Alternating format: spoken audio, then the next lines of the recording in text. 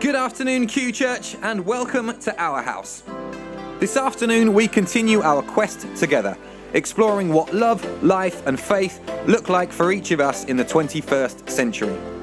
This afternoon's get-together is just one of the events that are running here at Q. You can find out what else is going on at qyork.co.uk and select what's on. Anth and Chris are back home.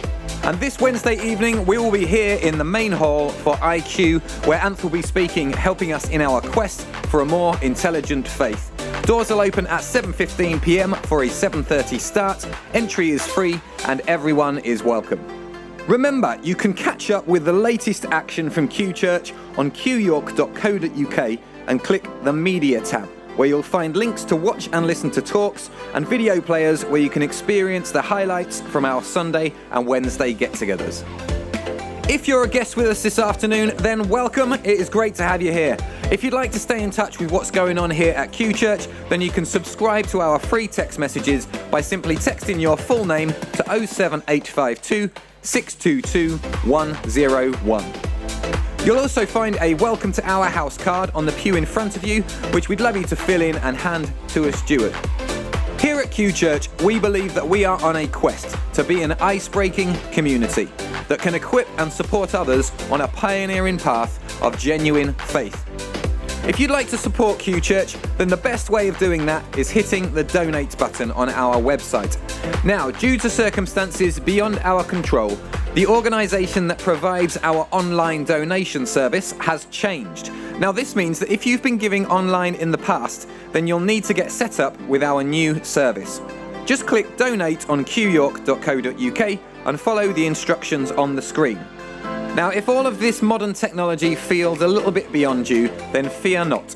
The lovely Jenny Flintoft will be on hand for the following 3 Sundays between 5 and 5:30 p.m. to help you get set up.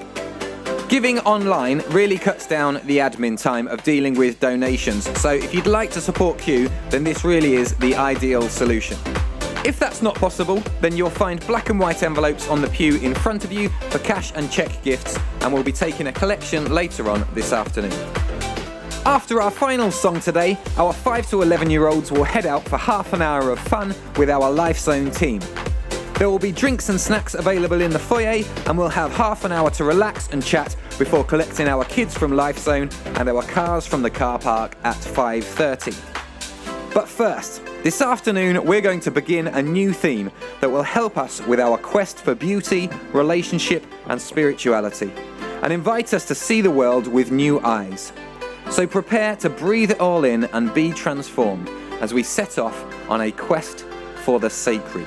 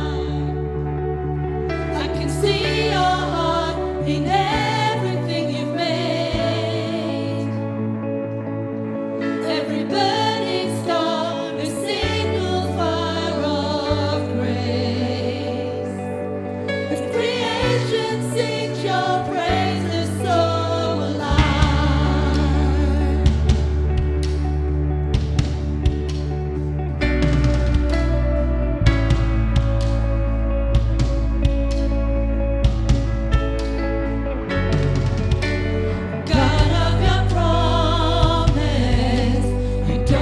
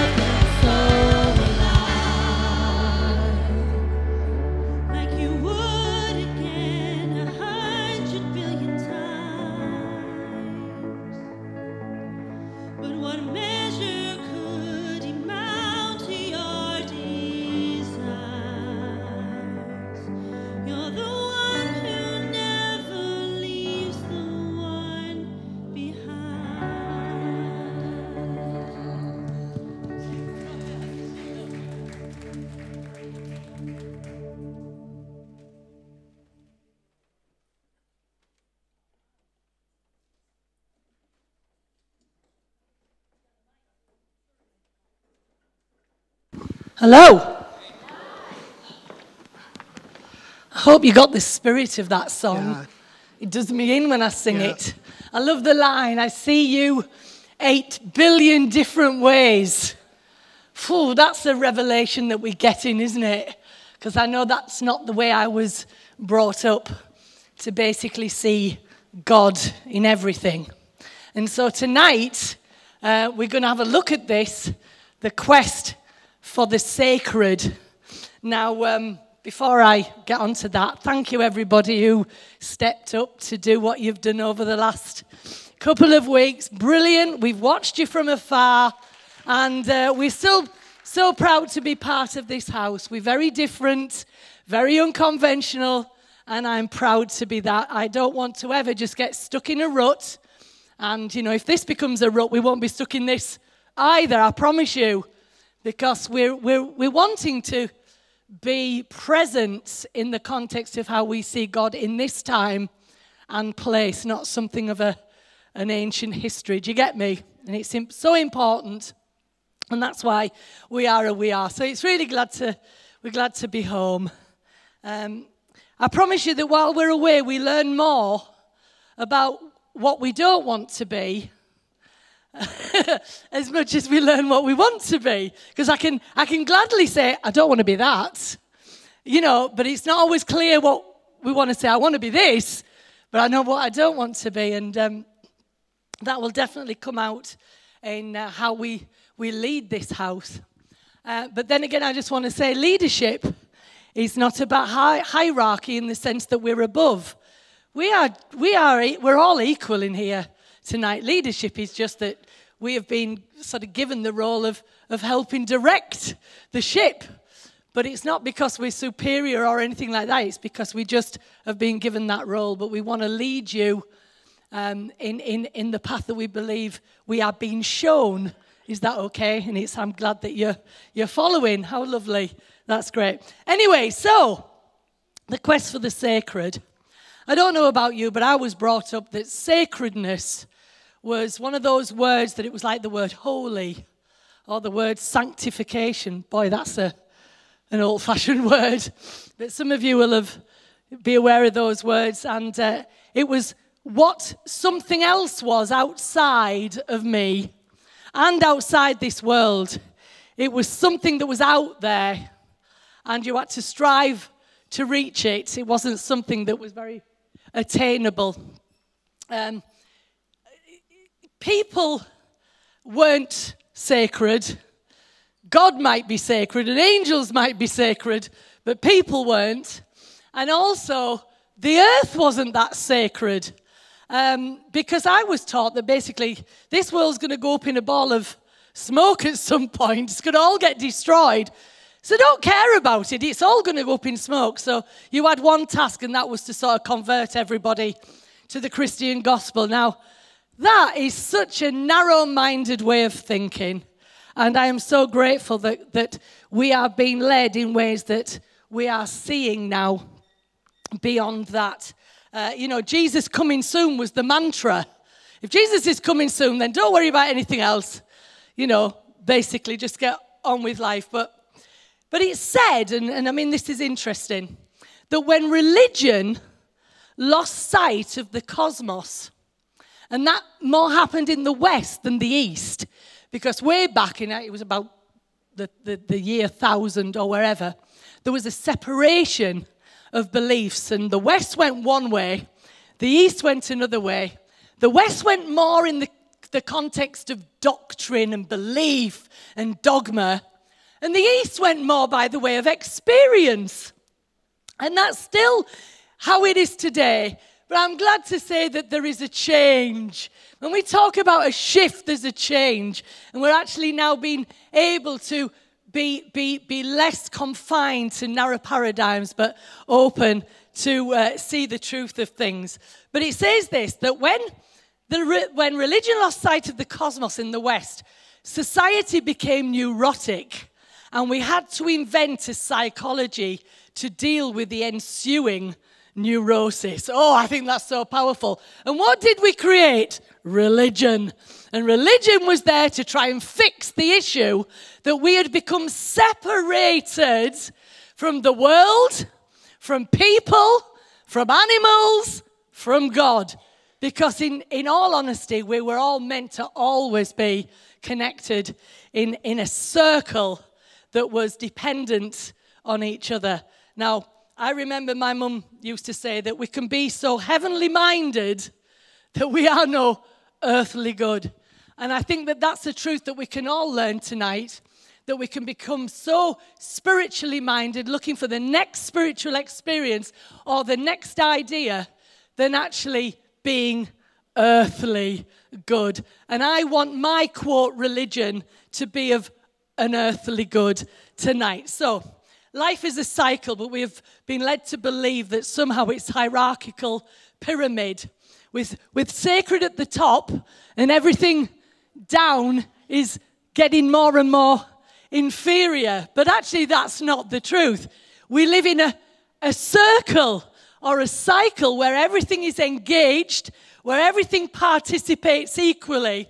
And like in the Lion King clip that we're going to see a little later, the Mufasa says to his son, yes, we may eat the antelope today, but when we die, we will become the grass that the antelope eats tomorrow. And that's something that we've lost sight of. When you're out in the west of America and you sort of connect with the indigenous people, which is a very sad story right across the board, you recognize they learned something that a lot of us have forgotten.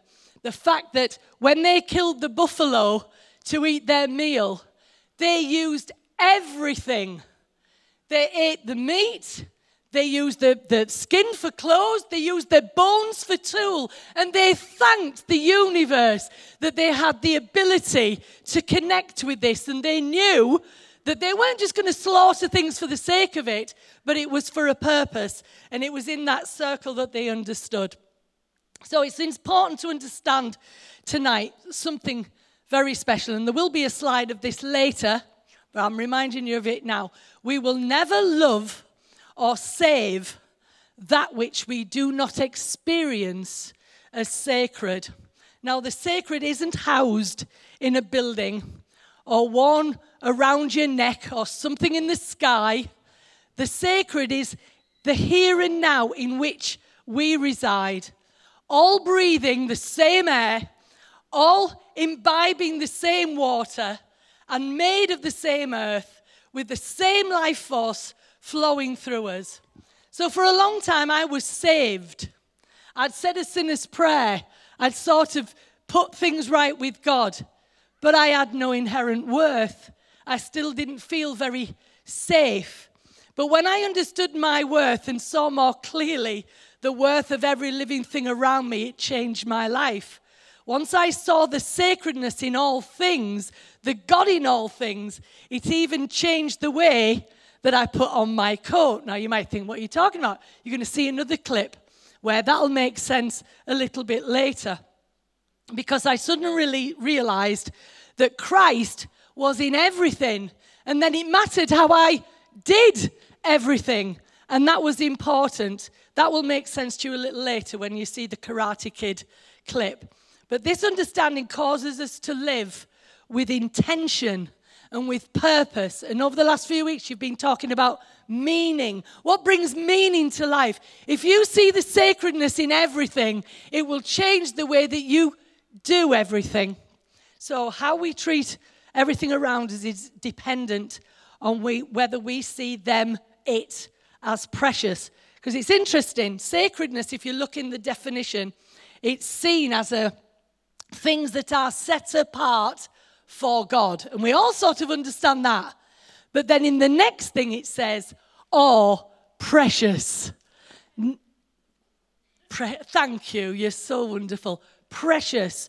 We put in our thing that we haven't shown for a while, that people are precious. What we are saying then, people are sacred. They are very special. So just to finish, Jesus is the light by which we can see a God-soaked earth. Everything is infused with the divine DNA. And what is more incredible, God proves he loves things by becoming them. Whatever the mess of life, God graces us by being present in all things, within it all. So watch this next clip, and I hope you enjoyed the journey tonight.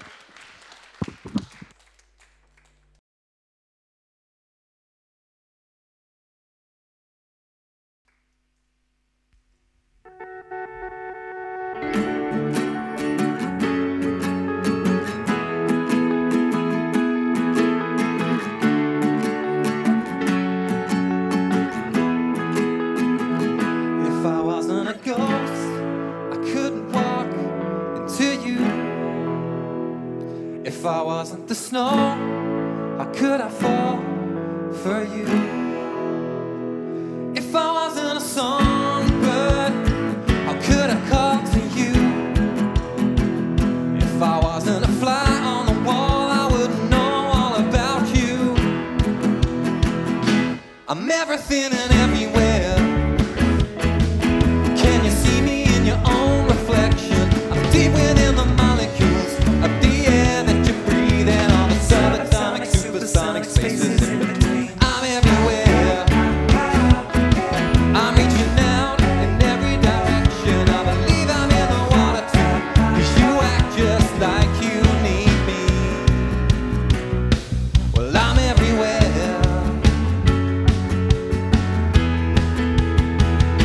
if I wasn't the fire, how could you stoke me up inside? And if I wasn't a party, how could you be the life of me? If I wasn't a camera, how could you be so photogenic? Yeah, I said it. And if I wasn't the hands on the clock, how could you know that the time was right? Tonight, I'm everything and everywhere. Well, can you see me in your own reflection? I'm deep within the molecules of the air that you breathe in, all the subatomic, supersonic spaces in between. I'm everywhere. I'm reaching out in every direction. I believe I'm in the water too, 'cause you act just like you need me. I've got a mind like a spy on a satellite checking you out. I'm like a fly with my infinite eyes. I can see with all my senses, and I'm coming to get you. I'm invisible, expendable, and omnipresent. I'm everywhere. Can you see me in your own reflection? I'm deep within the molecules of the air that you breathe in, all the subatomic, supersonic spaces in between. I'm everywhere. I'm reaching out in every direction. I believe I'm in the water too, 'cause you act just like you need me. Come on. I'm everywhere.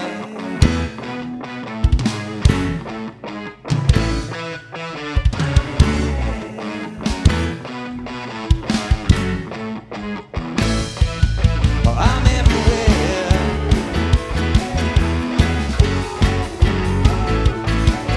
I'm everywhere.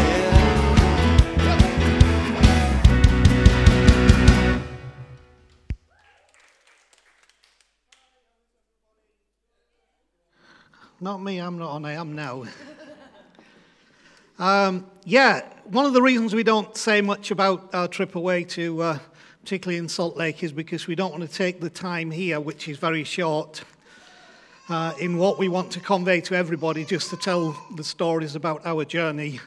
So if you want to know more, you're going to have to come on a Wednesday. That's all there is to it, or you're going to have to come and ask. One of the things I will say is that last weekend was amazing. We were in a church in Texas, and I have to say one of the things about our journey, which is the only thing I'll say, is that the timing has been absolutely perfect, not by our design, but by divine sacred involvement. And last week was one of those divine times in Texas, just the right time for the right group of people, struggling with the right things that we can help them with in the right way, because we've walked a journey. So we appreciate that, but we'll probably say a little more as we go along. Also, I love the Richard Rohr and Oprah interview, and some of the elements in there, if you're interested, we'll say a lot more about that on Wednesday night as we continue our conversation about going beyond Jesus. The slide that was up just before the Lion King clip said, "We will neither love or save that which we do not experience as sacred." That's quite a powerful statement, because we consider far too few things sacred. And because of that, it gives us excuse for attitudes and behaviors and actions that are just flat not appropriate. See, whether we see the sacred in all things determines how we treat all things, and people and things, and the earth and all that lives in it. All actually hinges on this issue of whether we see the sacred in all things. And I love what Chris said at the beginning, that I don't like in-house religious books, because they only tell you what an in-house person would like you to believe about statements that are in-house, and sacred is one of those. Sacred has been hijacked by the religious community to just mean our particular kind of belief and our particular way of worship and our particular approach to God is very sacred. I love what Chris said. Sacred, you would be far better understanding sacred as precious.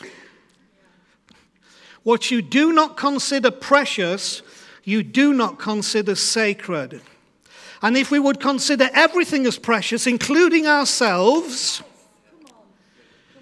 then we would see the sacred. And when we see the sacred, what we love, we will save. What we experience, we will save in all of us. Now, for those of you who get a little nervous when we open up a subject like this, and I know some of you do, you don't fool me by sitting there all righteous, because I can get concerned as well, because I come from a generation that some of you come from, and maybe feeling like some of these things, we take them just too far. Beyond the safe boundaries of a God persona restricted to sacredness. Or, I can't be fussing with all that stuff. God is sacred, and, if I lost in wonder, love, and oblivion or whatever, or we sing certain songs, then that's sacredness. And some of you may feel we take it a bit too far, but let me say this. If you believe there is one God, quoting Richard Rohr, and that God is the creator of all things, and that in him we live and move and have our being, Acts chapter 17, then all things carry the divine DNA. Think about that. All things, all people carry the divine DNA. If they don't, they were not made by God. So you do not believe that in the beginning God created and God said, let's make man in our image and in our likeness. You don't believe that if you have ceased to believe that the sacred is in all things, because the divine DNA is in all things. Anything that is a thing is sacred because it has the divine DNA. Even the wood that made these pews has a sacredness, not because they're in this building, but because the divine DNA was in the tree that grew, so we could harvest the wood, so somebody with their skills could cut down the wood and they could shape it, and someone could make it and bring it in here. If you begin to see the divine in everything, then you will love and you will save all that you see the divine in. Now let me say about the circle of life. The circle of life is more than you're born, you live, you eat a small animal that's smaller than you, and we still do it as humans, we just don't do it physically, but we devour the weak. That's how the strong get strong, by devouring the weak. What happens in nature still happens with humanity, but it just doesn't happen in the same way with ripping carcasses about naturally. But I'll tell you what, many carcasses get ripped apart, many bones get broken, many people's reputation and life gets devoured by humanity in the circle of life to make the powerful more powerful. So that the circle of life is more than just that we live, eat small animals, we breed and we die. And yet it works for all of us. How many of you have ever thought, my life's just going around in circles? Well, let me tell you, you're right. It's true, it is. It's called the circle of life. However, I learned something about circles, which is this. How many of you know what a helix is? A spring is a helix. A helix is a series of concentric circles, but they go round and round. So you're either going down as you go the circle, or you're coming up as you do the circle. Think of going the wrong way up a helter-skelter. You're actually going in circles, but you're going up. You see, the circle of life is happening. We're all living our life in circular motions, but something has to drive us in the context of direction. I also like the illustration that you have on your steel frame that you hopefully ride to work or wherever, or if you're Boris Johnson, well, I don't know, making lanes for it. You don't ride a circle, you ride a cycle. You ride a bicycle because it has two cycles, not two circles, and yet what shape is a bike wheel? Then what makes the circle a cycle? A cycle is when a circle touches down and it creates forward momentum. If the circle of your bike never touches the ground, your bike simply is a bicircle, two spinning circles. But when it touches the ground, it becomes a bicycle because now there is a cycle happening to the circle, which a cycle is what dictates momentum. It dictates forward momentum. Your life, though going round in circles, can go somewhere, and all this is going somewhere, and the world is going somewhere, and life is going somewhere. You just have to know how to connect. How you connect the circle of life to the progress of life is through the sacred. That's where the connection comes, and I'll talk about that a little bit more in my second thing. I love that line. Till we find our place on the path unwinding in the circle of life which moves us all. We truly find our place when we experience the sacred.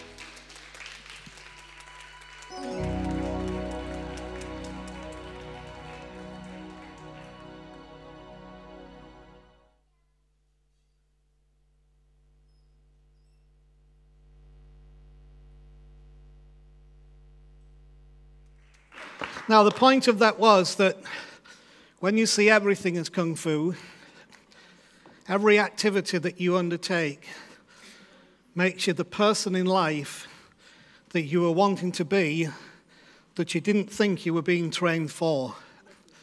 And when you begin to see everything as sacred, you will realize that everything in life is training you for the thing that you had hoped that you would be, but didn't think you were being trained for.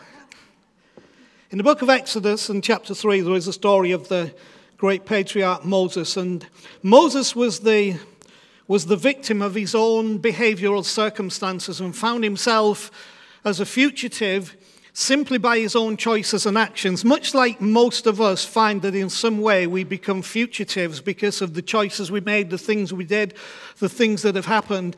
And, of course, invariably that forces you out into the place where sometimes you do not feel that you are being resourced with what is necessary to change the story. And so we find Moses in the desert, way out on the far side of the desert, looking after sheep, which he never really wanted to do, for a father-in-law who he had never known, but the options were small. And so he finds himself out here. And while he's doing that, there is this amazing story of him seeing a bush that was on fire, but the bush wasn't being burned up by the flames.